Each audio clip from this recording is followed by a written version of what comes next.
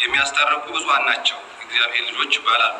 የማቴዎስ ወንጌል ምዕራፍ 5 ቁጥር 9። የካቲት 8 ቀን 2015 በእኛና በወንድሞቻችን መካከል በተዘጋጀው የመግባቢያ ሰነድ መሰረት የጋራ መግባባት ላይ መደረሱ ይታወቃል። የዚህም ሰነድ ይዘትና አፈጻጸምን አስመልክቶ ሶስቱን ብዙኃን ሊቃነ ጳጳሳት፣ ኤጲስቆጶሳትና ሌሎች አገልጋዮችን በጋራ ሰፊ ውይይት አድርገናል። ሰነዱ ላይ በአጠቃላይ ያለንን ምልከታ፣ የሰነዱን መግቢያ እንዲሁም በሰነዱ ላይ የተጠቀሱ 10 ነጥቦችን አስመልክቶ ያለንን አቋም እንደሚከተለው እናቀርባለን። 1. በሰነዱ ላይ ያለን አጠቃላይ ምልከታ 1.1 አንዱን ጌታ ሌላውን ሎሌ በማድረግ እኛን ይቅርታ ጠያቂ ያላደረገ እና ከተደራዳሪዎች ጋር በእኩል ደረጃ ላይ ያለን መሆናችን የተቀበለ ሰነድ ስለሆነ 1.2 የእኛን አባቶች አባትነትና ሕጋዊነት ያልካደ ስለሆነ 1.3 በተቃዋሚዎቻችን ሲነቀፍ የነበረና በእኛም ዘንድ ሲደገፍ የነበር የእርቅ መንገድ ያስጀመረ ስለሆነ በጠቅላላው ተቀብለነዋል። 2. የመግባቢያ ሀሳቡን አስፈላጊነት አስመልክቶ 2.1 በሰነዱ መግቢያ 2ኛው አንቀጽ ላይ የቤተ ክርስቲያንና የሀገር አንድነት የሚያጸና መለያየትን የሚያጠፋ አገልግሎትን የሚያሰፋ መንገድ መከተል እንደሚገባ እንደታመንበት ተገልጿል። በእኛም በኩል ይህ መንገድ አስቀድሞ ስንታገልለት እንደነበረ መንገድ ነው። አገልግሎቱን ለሁሉም በሁሉም ልሳን ይደርስ ዘንድ ስንል በዚህ መንገድ ቤተ ክርስቲያን አንድ እንድትሆንና በውጤቱን ከቤተ ክርስቲያን ባሻገር ሀገርም እንድትጠቀምበት በማመን ነው። 2.2 በሁለተኛው አንቀጽ ላይ በኦሮሚያና በሌሎችም አካባቢዎች ከቋንቋ ጋር በተያያዘ የሚነሱ ጥያቄዎችን መመለስ እንደሚያስፈልግ ተደንግጓል። ይህም በእኛ በኩል ሲነሳ የነበረውን ጥያቄ የሚመልስ እንደሆነ የጋራ ግንዛቤ ላይ ደርሰናል። 3. 10ቱን የመግባቢያ ነጥቦች አስመልክቶ 3.1 በተራ ቁጥር 1 ላይ በተገለጸው መሰረት በኦሮሚያ ክልል በአፋን ኦሮሞ ትምህርት፣ ቅዳሴና ሌሎችም አገልግሎቶች አስመልክቶ በእኛም ሆነ በሌሎች የቤተ ክርስቲያኒቱ አገልጋዮች የተጀመሩ ጅምር ስራዎችን መኖራቸውን እናምናለን። ነገር ግን አበክረን ስንከራከርበት በነበረው መሰረት ይህ ጅምር ካለው የሕዝብ ፍላጎትና ቤተ ክርስቲያኗ ከሚጠበቅባት አንጻር አባይን በማንኪያ እንደመጨለፍ ያለለ እንደሆነ ስንገልጽ ነበር። በዚህም መሰረት ሰነዱም ይህን ጅማሬ የሕዝቡ ጥያቄ የሚመልስ መልኩ እንዲጠናከር መደረጉ ጥያቄው ህዝባዊ ነው ብለን የምናቀርበው ክርክር የተቀበለ ሆኖ ስላገኘ ነው። እኛም በዚህ ልክ የመግባቢያ ሰነዱ ተግባራዊ እንዲሆን እንጠይቃለን። 3.2 በኦሮሚያና በሌሎችም አካባቢዎች የተዳከሙ አብያተ ክርስቲያናት የአካባቢውን ቋንቋ በሚናገሩ አገልጋዮችና በአገልግሎት በፊቱ በበለጠ እንዲጠናከሩ እንደሚሰራ በተራ ቁጥር 2 ላይ የተደረሰው መግባባትም እንድትሰፋ እንድትጠናከርና ለሁሉም እንድትደርስ ለተከራከርንላት ቤተ ክርስቲያን እፎይታን የሚሰጥ ስለሆነ ተቀበለነዋል። 3.3 በተራ ቁጥር 3 ላይ በኦሮሚያና ሌሎችም አካባቢዎች የሚያገለግሉና ቋንቋውን የሚያውቁ አገልጋዮች የሚያሰለጥን የከፍተኛ ትምህርት ተቋማት እንዲከፈቱና የተከፈቱም እንዲጠናከሩ የተደረሰው መግባባት የምንቀበለው ነው። ይህም በተቃዋሚዎቻችን ሆነ በእኛም በኩል የቀረበ ላለው ክርክር ምላሽ የሚሰጥ ነው። የሚቃወሙንም አካላት ማሰልጠኛዎች እንዳሉና በቂ እንደሆኑ ሲከራከሩን ነበር። እኛ ደግሞ ማሰልጠኛዎች እንደሌሉና ካሉም በቂ እንዳልሆኑ ስንከራከር ነበር። በዚህም መሰረት ማሰልጠኛዎች የሁሉም ካሉም በቂ አይደሉም ብለን ለምንከራከረው ለእኛ አዳዲስ ማሰልጠኛዎች እንዲከፈቱ ስምምነት ላይ መደረስም ተቀበለናል። አለ ለሚሉት ለእነሱ ደግሞ አለ ካሉ ውጤቱ ስላልታየ ያለው እንዲጠናከር የተደረገው መግባባት የሁለታችንን ሀሳብ ያዳመጠ አማካይ ሆኖ አግኝተነዋል። 3.4 ለኦሮሚያ አህጉረ ስብከት በቂ የሆኑ በኦሮምኛ ቋንቋ የሚያገለግሉ ኤጲስቆጶሳትን በቀጣይ የግንቦት ርክበ ካህናት እንዲሾሙ የተባለውም ያለአንዳች ማቅማማት የምንቀበለው ነው። ምክንያቱም የእኛም ጥያቄ ኦሮምኛ ቋንቋ ስፋቱና ኦሮሚያ ከቆዳ ስፋቱና የሕዝብ ብዛት እንዲሁም በኦሮሚያ ክልል ቤተክርስቲያኒቱ ካላት ምጣኔ ሀብትና ልትሰጠው ከሚገባ ሰፊ አገልግሎት አንጻር ኦሮሚያ በቂ ጳጳሳት እንደሌለው ነው። ስለዚህም ካለው ፍላጎት ጋር በሚመጣ ትልቅ ብዛታቸው በቂ የሆኑ አባቶች እንዲሾሙ ስምምነት ላይ መደረሱ ይበል የሚያሰኝ ነው። 3.5 በተራ ቁጥር 5 ላይ ሶስቱ አባቶች ወደ ቀደመ ቦታቸው እንዲመለሱ የተደነገገውም አስቀድሞ የዶግማ ጥሰት እንደተፈጠረ ተደርጎ ከተላለፈው ግዘት አንፃር ተቃዋሚዎቻችን በእኛም በኩል አይደል የዶግማ የቀኖና ስህተት እንኳን የለም ብለን ስናቀርብ የነበረውን መከራከሪያ ነጥብ የተቀበሉት ሆኖ አግኝተነዋል። ከዚህም አንፃር ያለምንም ቅድመ ሁኔታ ግዴታ ወደ ነበሩበት እንዲመለሱ የተደረሰው መግባባት በበጎ የምንረዳው ነው።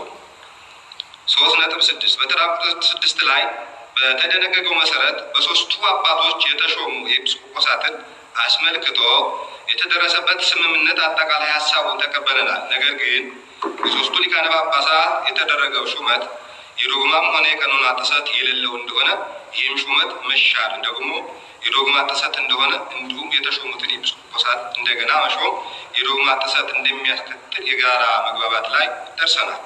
በመሆኑም የዚህን ድንጋጌ አፈጻጸም በተመለከተ ጊዜ ወስደን ሱባኤ በመያዝ የምንወያይበት ይሆናል። 3.7 በተራ ቁጥር 7 እና 8 ላይ ከአስተዳደራዊ ጉዳዮች ፋይናንስ ምደባና በቅጥር የሚታዩ ክፍተቶች እንደሚሻሻሉና አሰራርን በጥናት ለማሻሻል የተደረሰበት መግባባት ከመልካም አስተዳደር፣ ከመድሎ፣ ከዘረኝነት የቆየ ትውልድን የሚመጥን አሰራር ከማጣትና ከመሳሰሉ ችግር አንጻር ስንጠብቅ ከነበረው ጥያቄ ጋር የተመጣጠን ሆኖ ስላገኘነው ተቀበለነዋል። 3.8 በተራ ቁጥር 9 እና 10 ላይ ፍቅር ከሚያጠፋ ጥላቻን ከሚያበዛ መለያየትን ከሚያሰፋ ነገር መቆጠብ እንዳለብን የተደረሰውን መግባባት በሙሉ ልብ እንቀበለዋለን።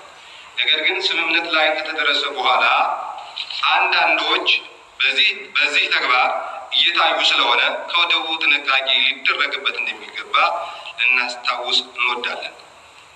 3.9 በተራ ቁጥር 10 ላይ ደግሞ የገጠመን ፈተና እንደ መልካም አጋጣሚ መጠቀም እንዳለብን የተደነገገውን ተቀበለናል። ይሁን እግዚአብሔር ለሚወዱት እንደ ሀሳቡም ለተጠሩት ነገር ሁሉ ለበጎ መሆኑን እናምናለን።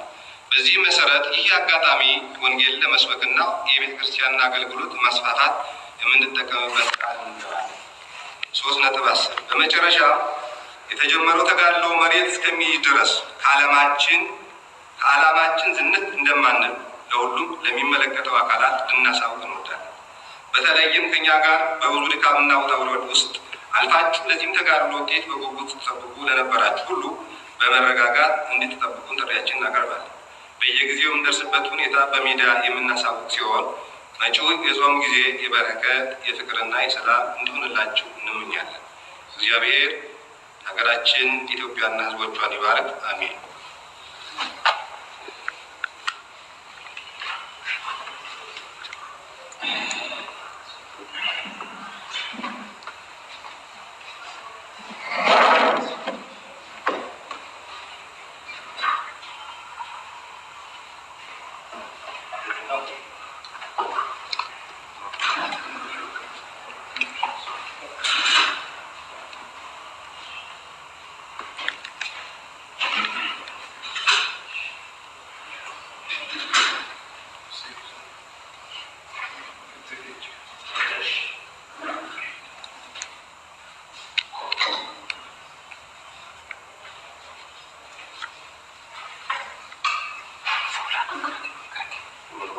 Karena tuh dia bikin.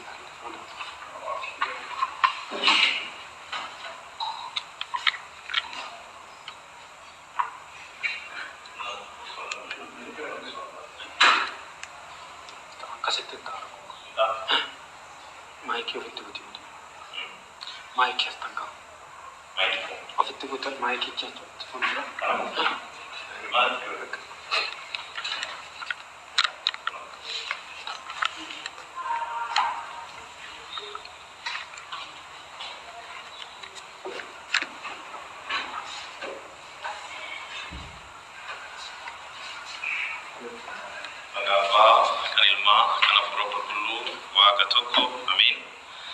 Sana Ortodoks Tawahdo Ethiopiyatti Sinodosi Oromia fi Sabaf Sablamotatin Kanadura Warren Numarman Bolin Quran saddeet bara 2015 irratti qabxiiwwan irratti walii galle ilaalchisee ibsa laatame.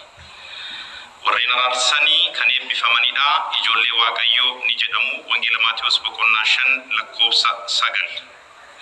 Guraandhala 8 bara 2015 nuyi fi obboleewwan keenya gidduutti walta'iinsa waliigaltee waloo nu gidduutti uumuu danda'u taasifnee jirra. Qabeentaa walta'iinsa kanaa raawwii isaa ilaalchisee abbootiin eebbifamoon phaaphaasonni 3 akkasumas episkooposonni fi tajaajiltoonni biroo waliin marii bal'aa irratti adeemsisanii jiru. Sanada kana ilaalchisee hubannoo nuti qabnu akkasumas seensa sanadichaa fi qabeentaan sanadichaa akkamitti akka hubatame ibsa kanarratti kan agarsiifnu ta'a. Tokkoffaa sanadicha irratti ilaalcha waliigalaa yookaan hubannoo waliigalaa qabnu kaasna. Tokko irratti sanadni kun isa tokko gooftaa isa biroomoo garbicha gochuudhaan inni tokko qofti dhiifama akka gaafatu jedhamee isa yaadamaa ture hambisuudhaan warreen waliigallu wajjiniin ija tokkoo fi walqixa ta'een kan nu ilaale waan ta'eef tokko lama abbootii keenya abbummaa fi seera qabeessummaa isaanii kan hinaalle waan ta'eef tokko sadii warreen nu mormaniin araara mormamaa turee fi nuyin immoo araara deeggaramaa ture kana kan jalqabsiisu waan ta'eef akka waliigalaatti fudhachuu keenya ni mirkaneessina. Qabxiin lammaffaa barbaachisummaa sanada waliigaltee kanaa ilaalchise. Tokko seensa sanadaa kana keewwata 2 irratti waliigalteen kuni tokkummaa mana kiristaanaa fi tokkummaa biyyaa kan cimsu waan ta'eef adda addummaa kan fageessu tajaajila kan babal'isu waan ta'eef adeemsa kana yookaan imala kana jalqabuun akka barbaachisu eeramee jira. Nus gama keenyaan dhimmi kun dhimma itti qabsuuraa turre waan ta'eef dhimmi itti qabsuuraa turre kun ammoo tokkummaa mana kiristaanaa eegsisuudhaan bu'aa kanaanis biyyi akka fayyadamtu taasisuu waan ta'eef barbaachisummaa laalchisee tumaa keewwata 2 irratti tumame kan fudhannudha. Inni biroo barbaachisummaa isaa ilaalchisee ifaan ifatti tumaan keewwata kanaa kan jedhu gaafiiwwan Oromiyaa fi naannolee biraa irratti ka'an deebisuun barbaachisaa waan ta'eef waliigalteen kun akka barbaachise ibsee jira.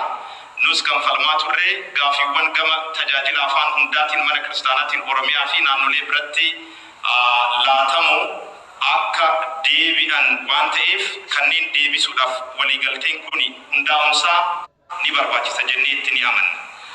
Egaa qabxiilee 10 qaba waliigalteen kun qabxiilee 10 kana akkamitti ilaalle kan jedhu gabaabseetan ibsuudhaaf yaala. Tokko lakkoofsa 1 irratti waliigalticha irratti jechuudha naannoo Oromiyaatti fi naannolee birootti afaan Oromootiin barnoonni sirni galatoo akkasumas tajaajiloota biroo ilaalchisee nuunis ta'ee tajaajiltoota birootiin tajaajilli jalqabame kuni sadarkaa ummatni barbaadu fi dheebuu ummataatiin laatamuu qabaa kan jedhudha.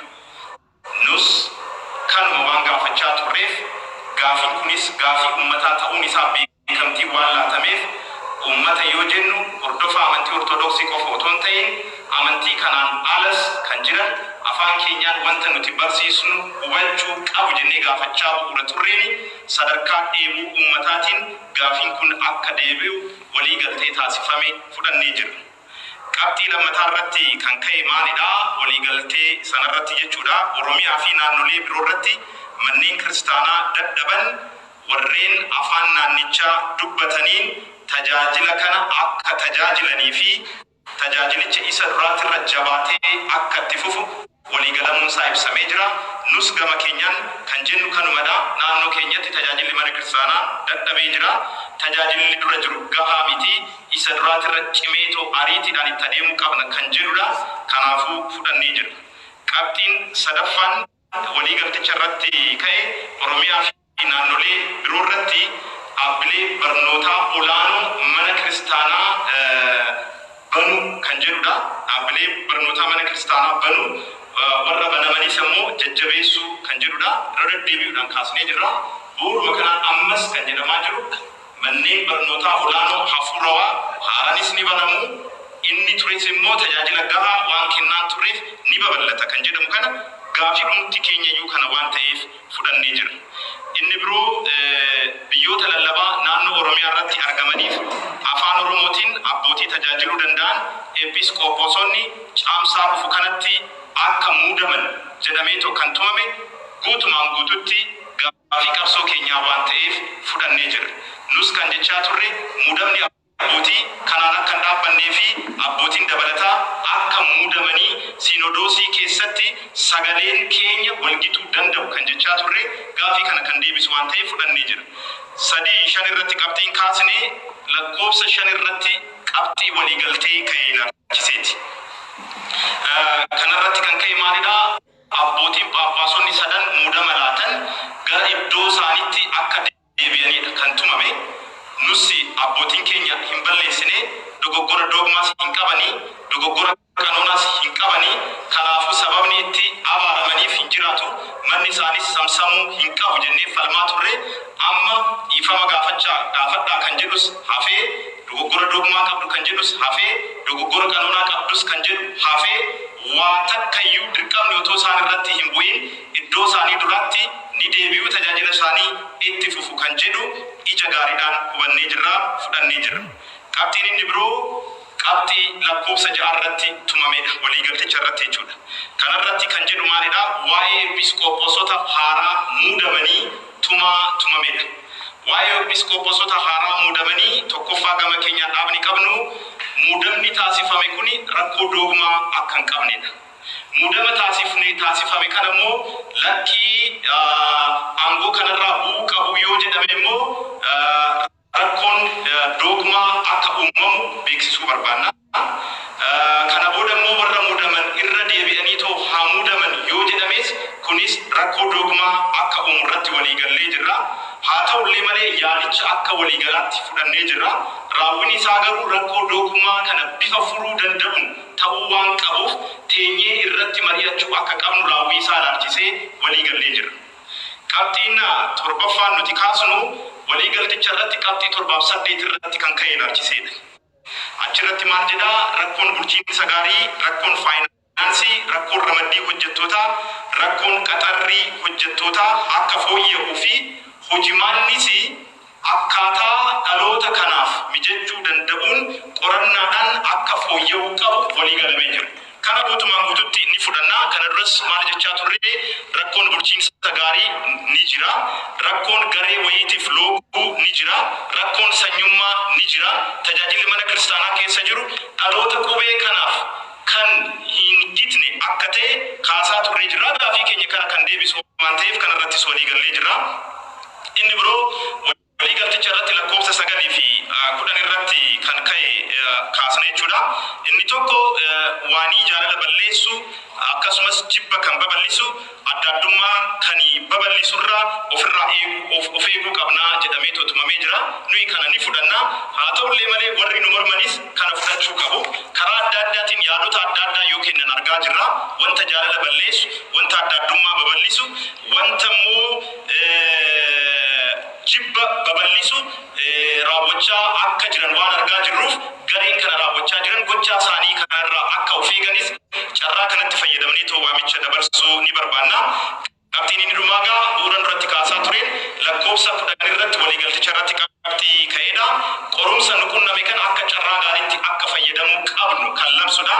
Nutis maal jennee taamannaa warra Waaqayyo jaalatanii fi akka hayyama isaatti warra waamamaniif wanni hundi gaariidhaaf akka ta'e ni amanna. Sababa kanaan nus carraa kanatti fayyadamnee wangeela babal'isuudhaa fi mana kiristaanaa teenya daangaadhaa hanga daangaatti lallabuudhaaf carraa kanatti akka fayyadamnu ibsuu ni barbaanna. Dhumarrattis tajaajilli kun hanga lafa qabatutti kaayyoo jalqabnirraa waan takka akka maqni isiniif mirkaneessuu ni barbaanna. Keessattuu warri nu waliin dadhabaa turtan bu'aa bayii baay'ee keessa darbaa turtan tasgabbiidhaan akka nu eegdan ammas waamicha isiniif dabarsina. Hojiin keenya tajaajilli keenya